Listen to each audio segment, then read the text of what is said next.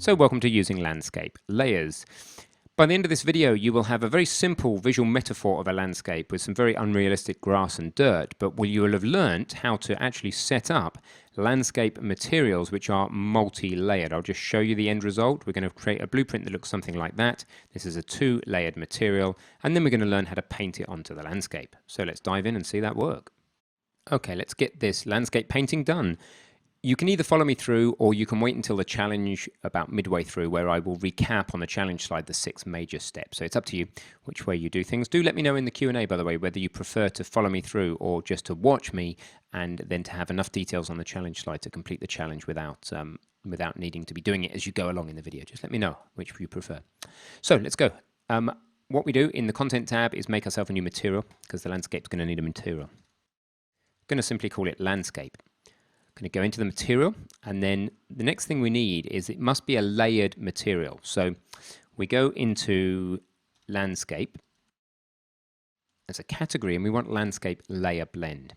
Okay, it adds a layer blend node to the landscape. What that allows us to do is have multiple different things feeding into the base color of the landscape. In our case, we're just going to have green for grass and just a browny color for dirt, but you could have snow colors, you could have all sorts of things, you could have textures, any complex materials can be blended in here. We're just going to start with plain colors for now. Okay, so that's the layer blend node. Also, if you click on the landscape node, there's going to be an item for you to set, which is under usage.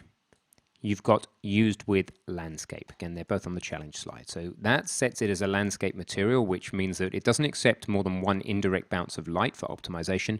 And it also makes various other behind the scenes changes, which make it suitable for landscapes. Okay, so we've set the landscape node as a used as landscape. And then the layer blend node, we need to start creating layers on, because at the moment we have no inputs to this node. So I'm going to create a layer called grass.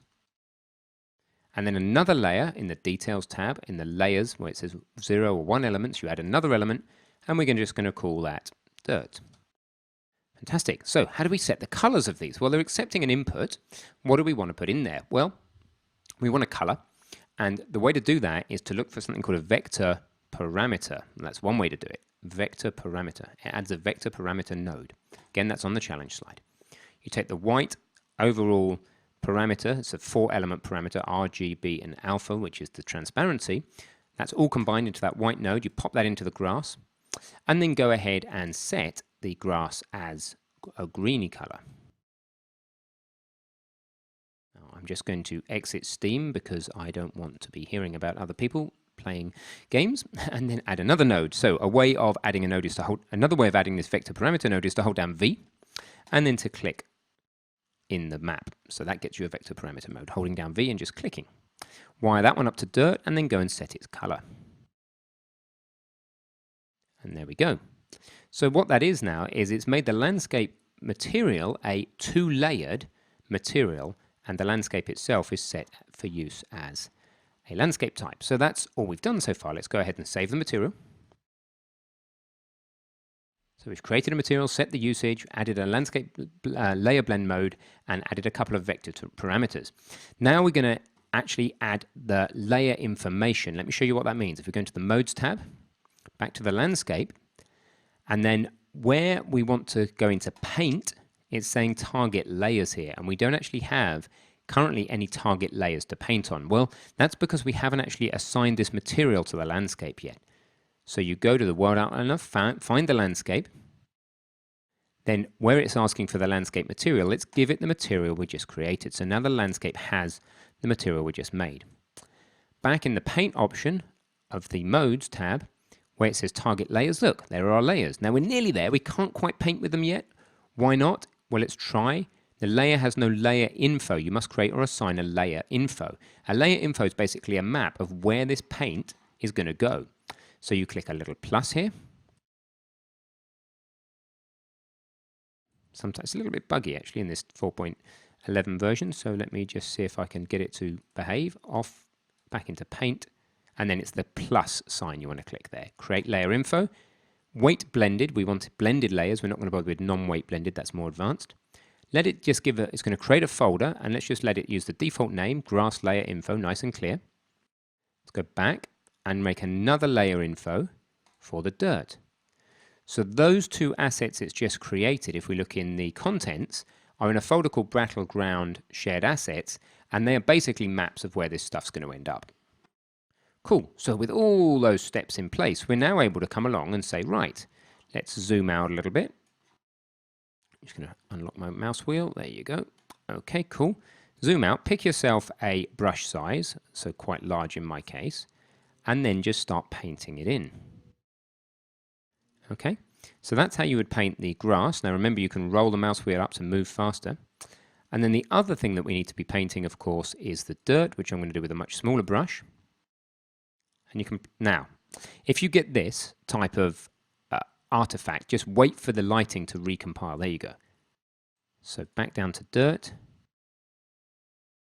So if you're having any trouble painting like this, then you need to think about A, your brush size, B, the brush fall off. So if there's no fall off, then we are painting purely with the new color.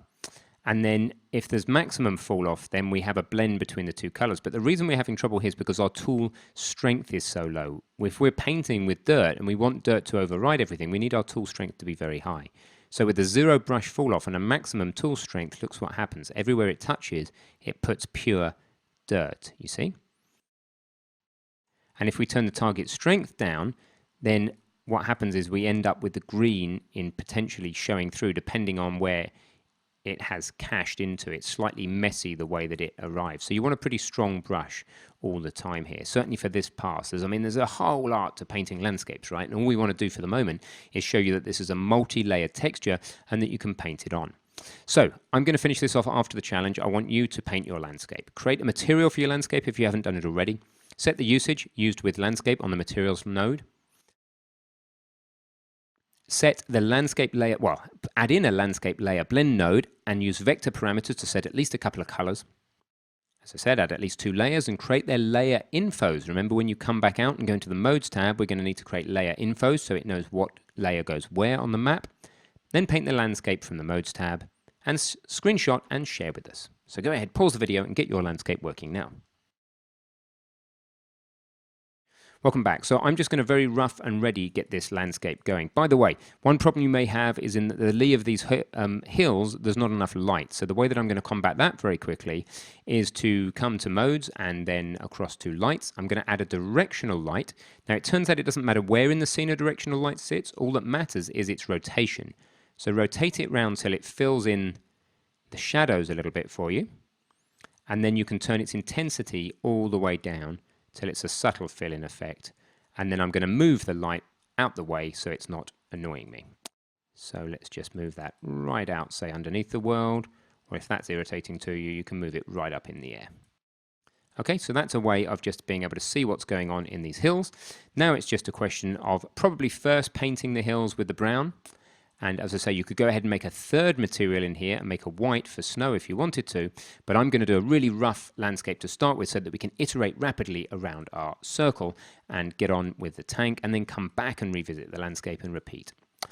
So making sure I have a strong tool, but also no brush fall off so that I can just put this on the mountains.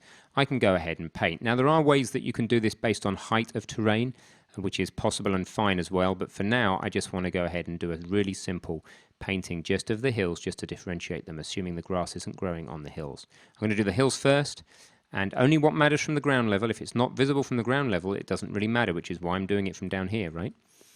And I'm going to paint them. Now this also landscape could be a nice low poly landscape, which we could achieve by turning our number of quads all the way down. It's a little harder to work with low poly in a way because the tooling isn't completely default set up for it. So I'm not going to cover low poly right now. But if you're really keen to know, well, look, I want to make a simple landscape here and not go for anything too real, and I want to know how to do a low poly, then let me know, and I will look to potentially introduce that a little bit later. But for now, I'm trying to give you the more general landscape tools, which is that you can work with any landscape. And this stuff can be a little bit laborious. You just paint it on. There's a lot more we can do with different layer modes, with different brush types, etc., etc. We can tag things by height, yada, yada. But the idea is that you just need to get the feel for painting landscape from where you're standing. Obviously, this landscape's too glossy. We can sort that out later. It's reflecting too much sun. It doesn't look like grass at all because there's no image material in it. We can add images in, it's not a problem. You need to add another node inside the blueprint editor, and we'll iterate on the landscape as we go, as I say. The purpose for now is just to get something really simple down so that we have a landscape that is a metaphor, a visual metaphor for the type of landscape that we ultimately are going to want. Now that may be a photoreal landscape, or it may be a really simple landscape like this one. That's entirely up to you. Now I think from ground level the tank is not going to be able to see that, so I'm going to come down a bit using my WSA and D and just only paint what we're going to be able to see. Now I'm bound to have left some bits, but that's absolutely fine for now. I'm just going to roll out. I've got one of these mouse wheels. You can click a button. It's a Logitech, and you can free the mouse wheel, which is pretty handy. And then I'm very roughly now, with some brush fall off, going to just paint the edges, the grass now.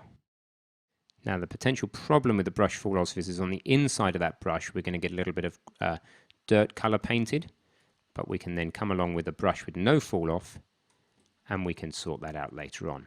Also, when we're painting with actual textured materials, we're going to have a different type of node in the blueprint, which is going to control something called a UV map, which you haven't seen yet, and then that'll allow us to be a lot more controlled with this. But for now, this works absolutely fine. So now I'm going to go to a high tool strength, but no brush fall off, and a very, very large tool, and just fill the grass in the middle, taking out any of those little problems we had with the green. And really for now I just want a flat, if you make a mistake, Control Z by the way,